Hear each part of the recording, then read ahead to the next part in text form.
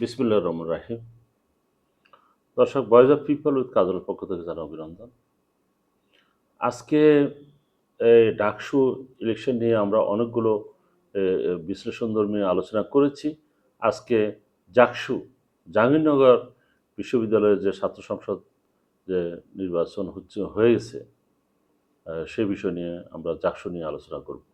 এখন দর্শক, আপনারা হয়তো এই যেহেতু জাকসু ইলেকশন নিয়ে যেহেতু এক ধরনের প্রতিবাদ, এক ধরনের সংঘাত সংগ্রাম হয়েছে এটা বাংলাদেশ সহ বিশ্বের সব মানুষ জানে কিভাবে কি হয়েছে। তো আমি ওই বিষয়টা বিস্তারিতভাবে না যে ওখানে শুধু একটা কথা আলোচনা করবো, সেখানে হলো যে বিশেষ করে এই ইলেকশনে ছাত্র শিবির সমর্থিত যে প্যানেলটা, সেই প্যানেলটা ছাড়া আর বাকি প্রায় সব প্যানেলগুলো, ছাত্রদল সহ অন্যান্য আরও যে চারটা যে প্যানেল ছিল, টোটাল 5টা প্যানেল, তারা ভোট বর্জন করছে 4টা বাজার আগে। ওরা বর্জন করে আন্দোলন সংগ্রাম করে এবং ওরা বলছে পুনঃ নির্বাচন করার জন্য এবং প্রি ফেয়ার এবং ক্রেডিবল ইলেকশন ওরা দাবি করছিল। ওদের কাছে প্রমাণ ছিল যে ওদের ওখানে অনেকগুলো প্রমাণ আছে যে এখানে কী কী অনিয়ম হয়েছে এবং সেটা সিসি ক্যামেরাতে ওরা ধরা পড়েছে। এদের সমর্থনে যে নির্বাচন কমিশন আছে, 3জন কমিশনার ভিতরে একজন কমিশনার অলরেডি গুরুত্বপূর্ণ একজন, যিনি শিক্ষক সমাজের, যিনি শিক্ষকদের যে টিআর ছিলেন অথবা সভাপতি ছিলেন, তিনিও পদত্যাগ করেছেন এই অনিয়মে। এবং উনি বিসি স্যারকেও এই বিষয়টা ডিটেলস জানিয়েছেন যে এখানে অনিয়ম হয়েছে। এরকম একটা কথা যে উনিও সে নির্বাচন কমিশনার থেকে উনি পদত্যাগ করেছেন।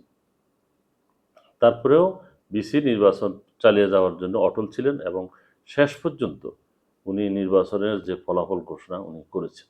তো ফলাফলে দেখা যায় যে সেখানে প্রায় 20টি আসন ছাত্র শিবির সমর্থিত প্যানেলটা জয়লাভ করে। দর্শক, তার আগে একটি কথা আপনাদের জানার জন্য বলছি, সেটা হলো জাকসু যে যে সংসদ, সেই সংসদের সদস্য হলো 27 জন। 27 জনের ভিতরে একজন হলো বিসি, যিনি প্রেসিডেন্ট, সভাপতি, ছাত্র সংসদের সভাপতি হলো বিসি, উনি প্রেসিডেন্ট করতে নিয়োগপ্রাপ্ত সরাসরি। আর দ্বিতীয় হলো বিশ্ববিদ্যালয়ের আরেকজন শিক্ষক, উনি হলো কোষাধ্যক্ষ।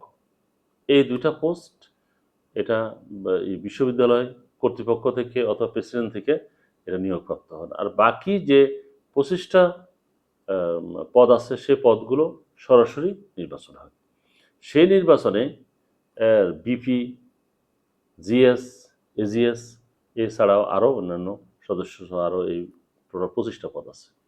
তো এই যে ইলেকশনটা হলো, সেই ইলেকশনে নির্বাচিত হয়েছে, আপনারা কি জানেন যে নির্বাচিত হওয়ার কথা কিন্তু ছিল আরিফ বিল্লাহ, অর্থাৎ ছাত্র শিবিরের যেহেতু 20 জন নির্বাচিত হয়েছে, ছাত্র শিবিরের সবচেয়ে গুরুত্বপূর্ণ যে পোস্ট সেটা হলো ভিপি, তারা কিন্তু সেখানে পরাজিত হয়েছে।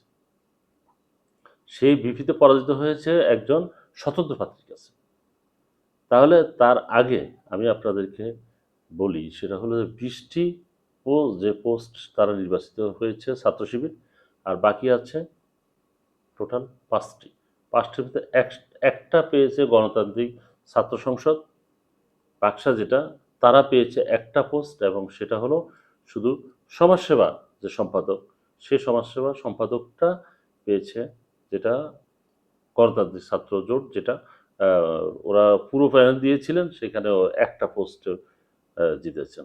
আর বাকি আছে 4টি।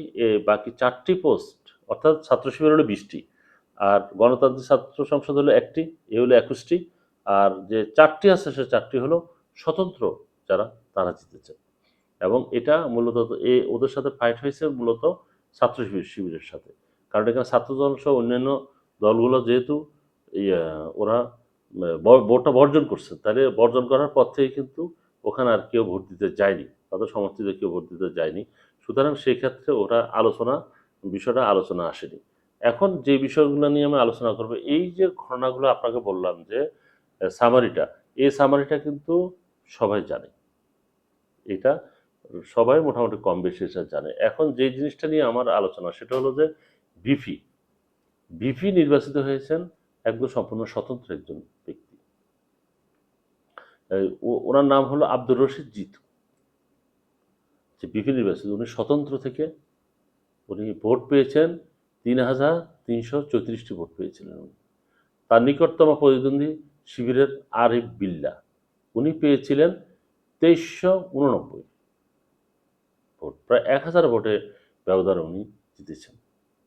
জিতু, যে আব্দুর রশিদ জিতু, তাহলে উনি হলো স্বতন্ত্র থেকে সম্পূর্ণ। এবং আব্দুর রশিদ জিতুর ব্যাপারে যে তথ্যটা জানা যায় যে উনি ব্যক্তিগতভাবে যথেষ্ট পরিশ্রমী, ছাত্রদের জন্য বিশেষ যে কোনো কর্মকাণ্ডে উনি সাংস্কৃতিক কর্মকাণ্ড বলেন, যে কোনো দাবি দাওয়া বলেন, যে কোনো দাবি দাওয়া, তো উনি কিন্তু এক পর্যায়ে সমন্বয়ক ছিলেন। যে বৈষম্য বিরোধী যে আন্দোলনটা হয়েছে, যে আন্দোলনে শেখ হাসিনা পালিয়ে যান, সে আন্দোলনের কিন্তু জাহাঙ্গীরনগর বিশ্ববিদ্যালয় থেকে উনি মুখ্য সমন্বয়ক ছিলেন।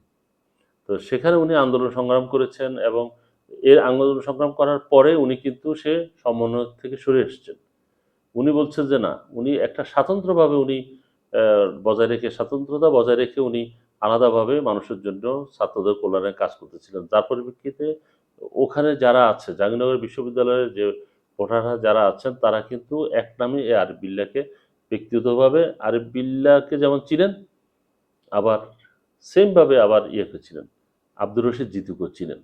তা আরিফ বিল্লাহকে যেভাবে ছিলেন সেটা হলো ছাত্র শিবিরের সমর্থিত, উনি যথেষ্ট পরিমাণ কাজ করেছেন, যেহেতু বিশ্ববিদ্যালয়ের শাখার উনি প্রধান, সেই অনুপাতে কিন্তু এই আরিফ বিল্লাহকে যেভাবে ছিলেন সেইভাবে এই আব্দুর রশিদ জিতুকে কিন্তু চেনার কথা ছিল না। তার নিজের যোগ্যতা বলে সাধারণ ছাত্রদের কাছে উনি পরিচিত ছিলেন, এবং সমন্বয়ক থাকার কারণেও মানে অনেক ম্যাক্সিমাম ছাত্র ওনাকে চিনেন। এটা ছাড়া তাহলে আমি এই পর্যন্ত যে কথা বললাম, এখানে দেখা গেল যে 22টি পোস্টের কথা বললাম, আর বাকি আছে 3টি পোস্ট। 3টি পোস্টের ভিতরে সাংস্কৃতিক সম্পাদক জিসান, উনি কিন্তু স্বতন্ত্রভাবে উনি নির্বাচিত হয়েছেন। আর ক্রীড়া সম্পাদক নির্বাচিত হয়েছেন মাহমুদুল হাসান কিরণ। এই মাহমুদুল হাসান কিরণের কথা আপনারা শুনে থাকবেন। উনি অনূর্ধ্ব 23 দলের সাথে, জাতীয় দলের সাথে উনি ফুটবল খেলেন এবং দেশ বিদেশে উনি বিভিন্ন জায়গায় উনি গিয়েছেন, এবং তাকে বাংলাদেশের যারা ফুটবল প্রেমী তারা চিনে। কিন্তু উনি বিপুল ভোটে, অর্থাৎ উনি প্রায় 5,000-এর অধিক ভোটে উনি নির্বাচিত হয়েছিলেন। এই নির্বাচিত হয়েছেন এবং উনি সর্বাধিক ভোট, এটা হলো একক প্রার্থী হিসাবে এটা সর্বাধিক ভোট উনি পেয়েছিলেন। আরেকজন হলো কার্যকরী সদস্য, যিনি স্বতন্ত্র প্রার্থী, উনি হলো আলী চিশতি, উনিও নির্বাচিত হয়েছেন স্বতন্ত্র। তাহলে স্বতন্ত্র হলো 4জন, একজন হলো গণতান্ত্রিক ছাত্র সংসদ থেকে উনি সমাজসেবা, আর বাকি 20টা পোস্টেই ছাত্র শিবির এটা পাশ করেছে। তাহলে টোটাল যে এখানে যে 25 জন, তাদের বিবরণ আপনারা জানতে পারলেন। তো দর্শক, এখানে একটা বিশ্লেষণ করতে চাই, সেটা হলো যে ছাত্র শিবিরের যে জিএস প্রার্থী উনি হলো মাজহারুল ইসলাম। উনি কিন্তু খুবই ব্রাইট, সকল কর্মকাণ্ডে উনি ব্রাইট ছিলেন। আর এজিএস হলো, এজিএস হিসাবে যিনি নির্বাচিত হয়েছেন উনি হলো ফেরদৌস আলম আল হাসান। উনি ছিলেন ফেরদৌস আল হাসান, উনি হলো এজিএস ছেলেদের ভিতরে নির্বাচিত হয়েছে। আর মেয়েদের ভিতরে আয়েশা সিদ্দিকা মেঘলা, উনি হলো মেয়েদের এজিএস। অর্থাৎ এই পোস্টগুলোতে যারা জিতেছেন, এছাড়া আরও অন্যান্য যে পোস্টগুলো আছে সেটা তো আপনারা জানতে পারেন, কিন্তু গুরুত্বপূর্ণ যে পোস্টগুলো নিয়ে আমি আপনাদের সাথে শেয়ার করলাম।